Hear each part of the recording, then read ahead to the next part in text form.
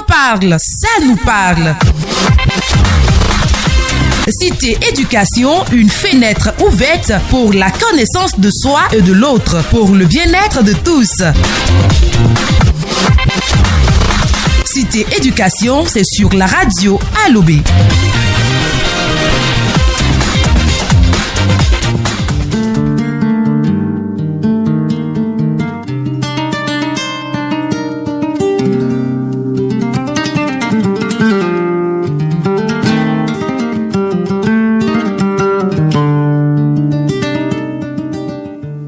Mesdames et messieurs, bonjour. Dans la première partie de cette émission, nous nous sommes arrêtés sur les bases de communication à instaurer dans un ménage afin que l'union entre deux partenaires soit une réussite. Nous allons essayer, avec les apports de notre personne ressource sur cette brûlante question, Monsieur Posé Christian, de dégager les zones d'ombre qui subsistent encore dans l'esprit de tout un chacun concernant la réussite du mariage. Monsieur Posé, bonjour. Bonjour Jean-Pierre Arissia. Alors, dites-nous, Monsieur Posé Christian, la communication dans un ménage, comment la définissez-vous? La communication, ça fait partie des paramètres, juste le paramètre à installer, disons après la timidité, à corriger. La communication, fondée sur la franchise, l'honnêteté. Vous ne perdez absolument rien tout en étant honnête envers l'autre partie. Elle peut partir le lendemain, il n'y a rien à faire. Mais vous n'allez absolument rien vous reprocher. On doit être honnête, véritablement honnête. Et ce que nous constatons est que l'honnêteté, sinon la malhonnêteté, c'est-à-dire la non-franchise, c'est l'une des âmes les plus sophistiquées des prédisposés polygames. Ceux-là qui sont prédisposés polygames ne seront jamais d'accord avec moi. Parce que si vous êtes honnête, vous parlez franchement, vous n'allez pas gagner le culte de l'autre partie. L'éducation sexuelle de l'autre partie. C'est là que tous les problèmes qui paralysent les ménages partent. J'allais partir, disons, du petit récit que vous avez réalisé tout à l'heure. Non, Monsieur Christian Posé, le récit dont il est question a été dit dans la première partie de cette émission et c'est l'histoire de cet homme qui demande à sa famille, restée dans son pays, de lui envoyer une femme. Et voilà. L'homme est en Côte d'Ivoire et il était d'une éducation sexuelle relativement très avancée. Très avancée. Et on lui amène une femme neuve, c'est-à-dire vierge.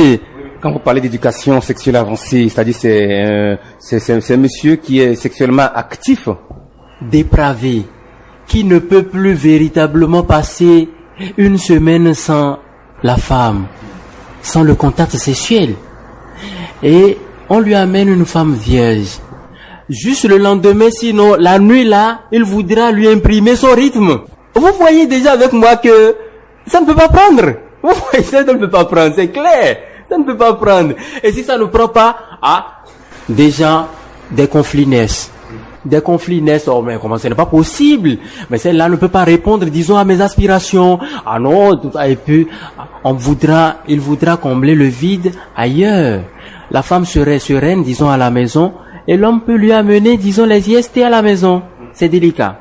C'est très délicat. Donc, vous ne pensez pas que les problèmes, on peut les régler progressivement à mesure qu'ils naissent?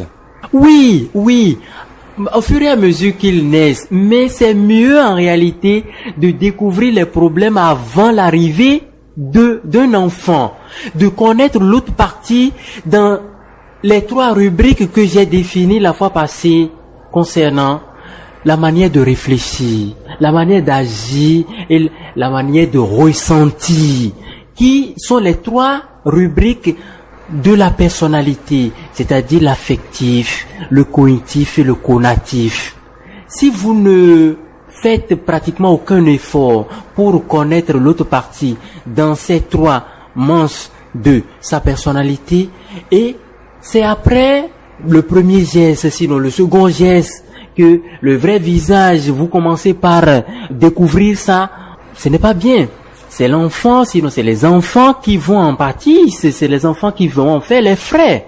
Et là, vous allez dire, non, attends, j'ai combien de temps à passer sur cette terre pour rester dans cet enfer? Non, ce n'est pas possible, vous allez prendre la tangente, la femme va rester avec les enfants, et comme ça, c'est des cas sociaux, vous allez fabriquer. vous ne serez pas en mesure de donner l'éducation qu'il faut à la progéniture. Et la femme va partir seule. Elle seule ne peut pas éduquer. Ce n'est pas vrai. Seule, ce n'est pas possible. Si vous êtes deux à mettre au monde, impérativement, vous serez deux à assurer l'éducation. J'allais continuer. La jalousie. La jalousie, il y en a de deux manches. Il y en a qui sont d'ordre constructif et une autre qui est d'ordre destructrice. Quand elle est d'ordre constructif, j'allais dire, c'est bon. C'est d'abord souhaité. Mais l'autre manche, non, ce n'est pas du tout bien. Et comment se manifeste la jalousie constructive? Oui, la jalousie constructive, vous allez voir, quand on voit quelque chose, disons chez l'autre partie ou bien chez les voisins, on dit ah je veux avoir aussi la chose là dans mon ménage à moi. Et on court, on ne cherche pas à détruire, on se bat tout en ayant, disons, comme âme sa cervelle, sa force physique. Mais si ce n'est pas le cas, et mettre les bâtons dans les roues de sa cohabitante ou bien de sa seconde moitié pour dire qu'en réalité lui tout le temps il veut grandir, il veut je sais pas ou bien je ne sais pas, en réalité elle est destructrice, comme ça va étouffer l'autre partie. Ça va étouffer l'autre partie, ça va étouffer même celui-là ou bien celle-là qui est animé de cette forme de jalousie. Parce que je ne vous apprends rien. Des gens, ceux-là qui se mordent, qui mangent les lèvres, ceux-là qui mangent la langue, parce que vous êtes énervé, vous voyez une tendance en l'autre partie et vous ne supportez pas. C'est pourquoi en réalité ça ne vient pas de moi et c'est de l'autre partie ça doit venir. Pourquoi ça ne vient pas de moi? Vous en souffrez à telle enseigne que vous mangez votre langue. Vous en avez combien? Vous mangez vos lèvres. Je suis sûr, vous n'en avez pas plus que 2. Vous allez vous blesser. Cette jalousie est destructrice. Elle est destructrice. C'est l'autre forme qui est beaucoup plus à souhaiter dans les ménages. Nous n'allons pas nous arrêter là. Il y a l'hypocrisie. L'hypocrisie, tout ça c'est à corriger. Mais il y a aussi un travail assez délicat. Si l'homme vient d'une famille polygamique, attention, il est prédisposé déjà polygame. Et cette théorie est vérifiée à 100%? À 100%. Je vais vous dire, s'il vient d'une famille polygamique et les formations ne font rien, les religions ne font rien, toutes les femmes seront belles à ses yeux. Il voudra coucher avec toutes les femmes. Et, je suppose, il est déjà marié. Un moins que rien dans son ménage. Et déjà une femme qui lui fait déjà les yeux dans un bistrot il y a 2 jours, il dira non, c'est sûr, la femme de ma vie, c'est l'autre, hein? Non, bon, c'est l'autre qui est avec moi, non, je vais me débarrasser d'elle et installer l'autre. C'est une prédisposition polygamique. Il faut se mettre dans la tête que toutes les femmes au monde ont une matrice ayant la même structure physiologique. La même structure, et qu'elle soit africaine, américaine, européenne, asiatique, la matrice a la même structure. Même structure. Vous quittez votre femme à vous et vous allez là-bas, certainement, c'est pour aller couper, disons, des maladies des IST. Oui, mais vous savez déjà avec conviction que celle qui est avec vous n'a pas de maladie. Mais parce que vous êtes prédisposé, toutes les fois, cette tendance de voir belles toutes les femmes qui vous prend, qui vous passe par les yeux, qui vous font, disons, de petites manières, bon, vous allez coucher avec toutes celles-là. Ce n'est pas vrai. Ce n'est pas vrai. Il est question d'agir sur ça pour une prise de conscience vous fera déjà développer un mécanisme de défense, j'allais dire, pas mécanisme de défense, un comportement pour réguler ça. C'est pareil de l'autre côté, hein. Une femme venant d'une famille polygamique, dont la maman a été privilégiée, au détriment, disons, des autres femmes. Elle se verra toutes les fois surestimée, parce que son papa a toujours valorisé ses œuvres. Toujours valorisé ses œuvres. Donc, elle se verra toutes les fois grande. toutes les fois grande, propriétaire ou bien détentrice de tout savoir, elle voudra que les dernières décisions lui reviennent. Ah, quand elle parle, en réalité, il n'y a pas de contrariété. On ne peut pas aller contre, on ne peut pas dire si tout ça. Tout ça, c'est à étudier, c'est à corriger avant le véritable engagement de mariage.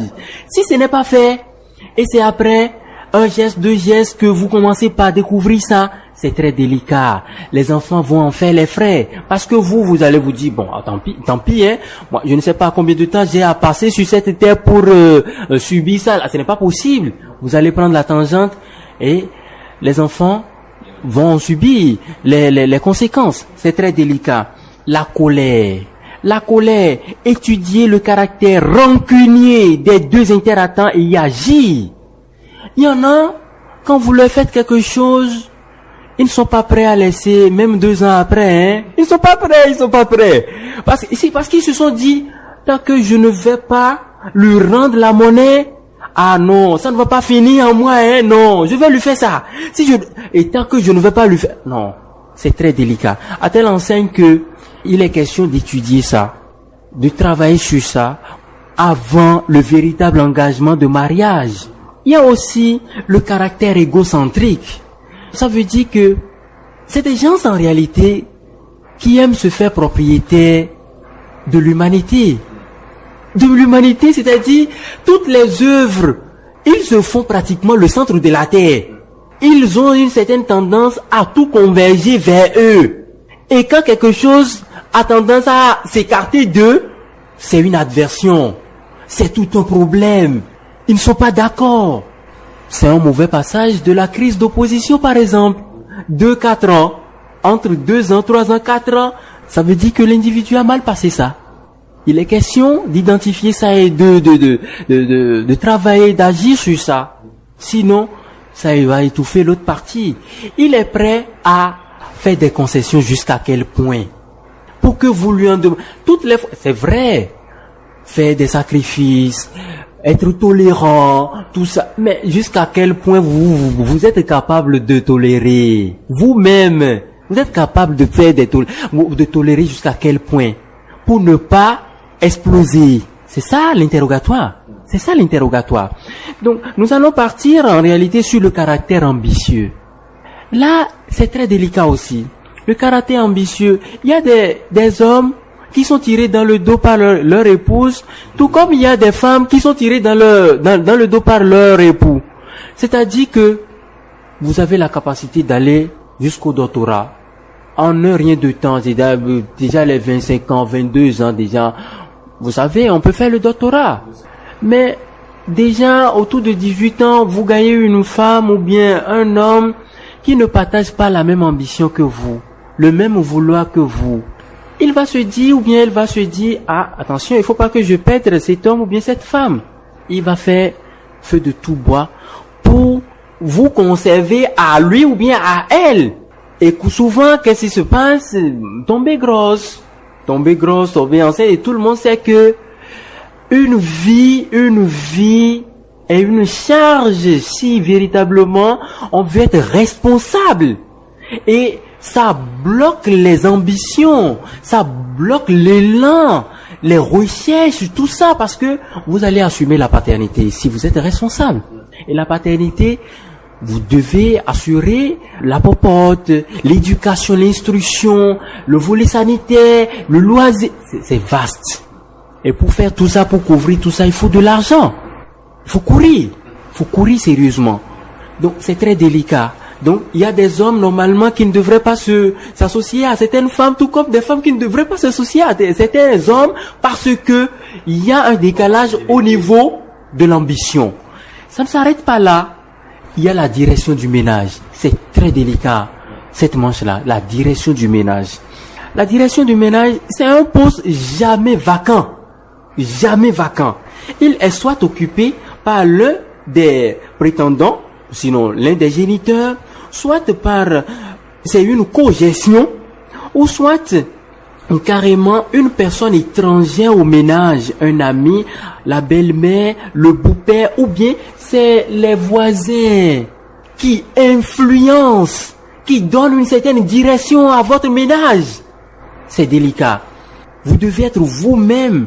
Alors, Christian Posé, dites-nous, qu'est-ce qui peut amener, qu'est-ce qui peut pousser l'homme à perdre quelque peu le contrôle de son ménage? Disons, quels sont les paramètres qui concourent à cette situation? Cette situation survient quand le maître de ménage, celui qui naturellement devrait donner une direction à son ménage, s'adonne à des coups bas pour ne plus inspirer aux yeux de l'autre partie l'autorité devant incarner le garant de la sécurité au plan décisionnel. C'est-à-dire que en Afrique, de par notre culture, l'homme est toujours le patron, disons, du ménage. L'homme est le patron du ménage, mais si vous vous laissez à des bassesses, et votre seconde partie découvre ça, elle va prendre, disons, la direction tout de suite. Et si elle ne prend pas la direction, elle va se laisser influencer par les autres. Elle entend disons, un époux réaliser telle chose dans son ménage, elle voudrait impérativement que ça se passe dans son ménage à elle. Ou bien c'est le beau-père, c'est la belle-mère, tous les beaux-frères, tout ça qui influence énormément votre relation à telle enseigne que vous en souffrez. Vous vous mordez la langue. Il est question que l'on vous aide. Sinon, vous ne savez pas jusqu'à quel point vous pouvez résister. Et quand votre seuil de fatigabilité sera atteint, certainement vous allez trouver une cellule au centre psychiatrique. Ou soit, vous allez parcourir les hôpitaux pour ne pas en finir. C'est des ordonnances tout le temps. Vous allez développer des pathologies psychologiques, somatiques, des migraines, des mal de dos, de l'ulcère, tout ça tout le temps. Vous prenez des médicaments, ça guérit, juste l'instant d'après ça recommence. Vous allez finir par intoxiquer vos reins pour attraper les insuffisances rénales qui sont récurrentes aujourd'hui. Merci à vous, Monsieur Christian Posé, pour cette longue démonstration. Chers auditeurs, il ne serait pas juste de discuter de ce sujet sans nous rabattre sur des histoires et des expériences vécues. Nous avons interrogé quelques personnes menant déjà une vie de couple sur la question. Alors, comment faire de son mariage une réussite? Nous vous proposons de les écouter. Je crois que pour qu'un mariage soit stable, quelle que soit la nature de ce mariage, le tout dépend de l'éducation que chacun des deux du couple a déjà reçu. Et ça dépend aussi de l'environnement social dans lequel vivent ces deux personnes. Ce domaine dont vous venez de parler est un domaine si vaste et ça dépend d'un individu à un autre, parce que la femme c'est une matière très nécessaire pour l'homme. Sans ça, l'homme ne peut rien dans la vie. Donc, pour réussir un mariage dont vous parlez là, c'est un peu délicat. Mais, à bout des efforts, on y arrive quand même. Oui. Parce que l'homme qui se marie doit être quelqu'un de tolérant. Et puis, la tolérance n'est pas une faiblesse quand même. L'homme doit être tolérant. En ce qui me concerne, je dirais qu'il n'y a pas ce couple-là où la stabilité est à 100%. Mais on essaie seulement de faire avec. Je commencerai par moi-même. J'ai mes caprices. J'ai beaucoup d'insuffisances que mon épouse essaie de gérer. J'ai aussi quelques qualités. Peut-être que c'est grâce à ces qualités qu'elle arrive à faire l'équilibre des choses pour m'accepter. De son côté aussi, c'est la même chose. Mais lorsque vous êtes conscient que vous avez la lourde responsabilité d'éduquer des enfants qui vont évoluer dans la société, vous êtes obligé de faire des sacrifices. Ne serait-ce que pour donner une bonne image, pour servir de bon exemple à vos enfants, vous êtes obligé de faire des sacrifices au sein du foyer et même dans votre environnement, vous êtes obligé de prendre de la hauteur face à certains conseils. Vous êtes obligé d'avoir un esprit de discernement par rapport à tout ce qu'on vous enseigne autour de vous, que ce soit dans votre famille, que ce soit au niveau de vos amis. Vous devez pouvoir discerner ce qui est bien comme conseil du mauvais conseil avant de pouvoir rester longtemps ensemble. Il y a certaines femmes qui sont très capricieuses au point que si toi l'homme, si tu ne fais pas le bête, si tu ne fais pas le con, tu ne peux pas la garder sous toi conjugal. Avoir ses caractères, sa manière de se comporter dans le foyer, sa manière de parler envers toi, envers tes enfants, ou bien envers ta famille en général, ou bien envers toi le maître de la maison. Oh là là, si tu n'es pas patient, si tu n'es pas bête, tu ne peux pas garder cette dernière sous toi conjugal. Lorsque vous êtes dans un milieu où courir les jupons à plein temps est un plaisir, est un luxe.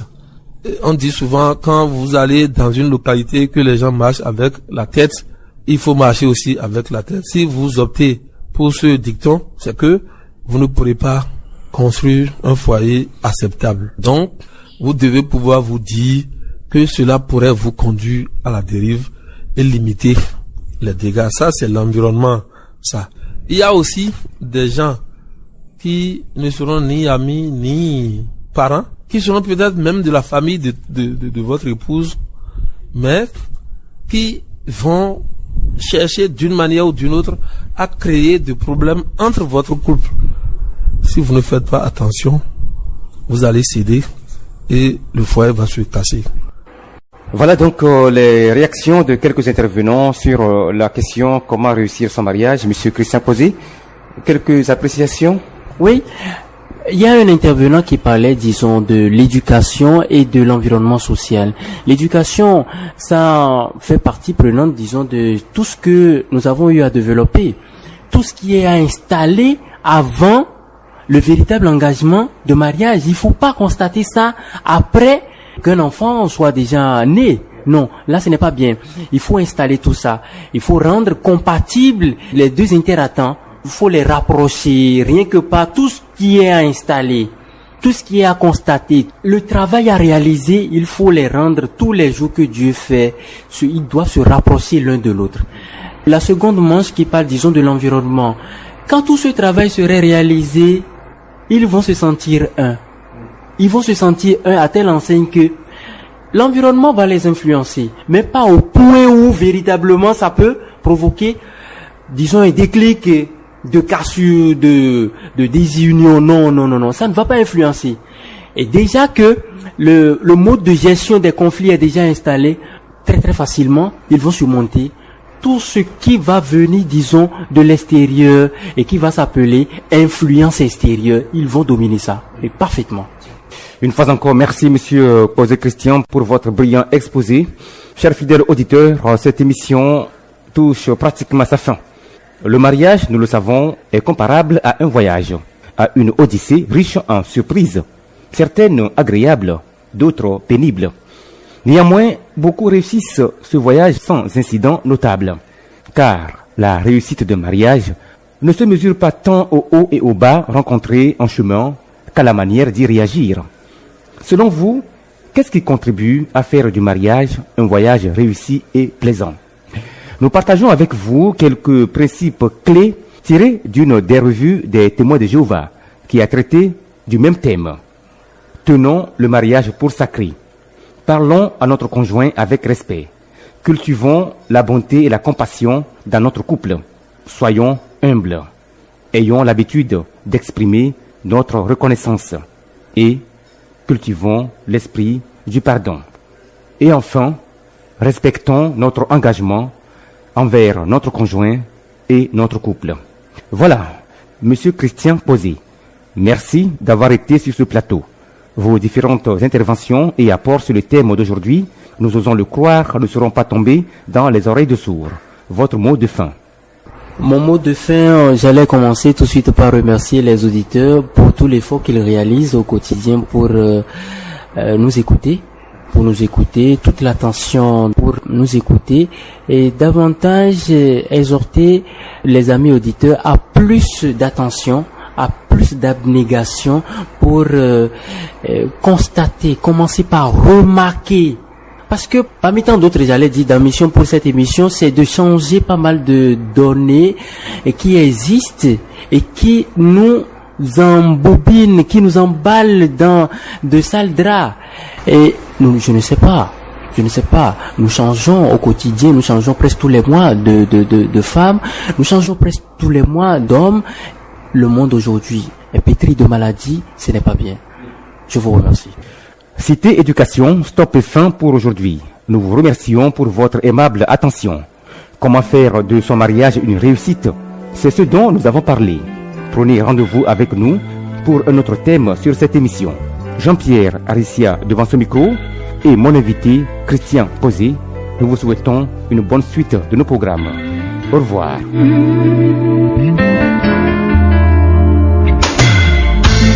Quand nos regards se sont croisés la première fois,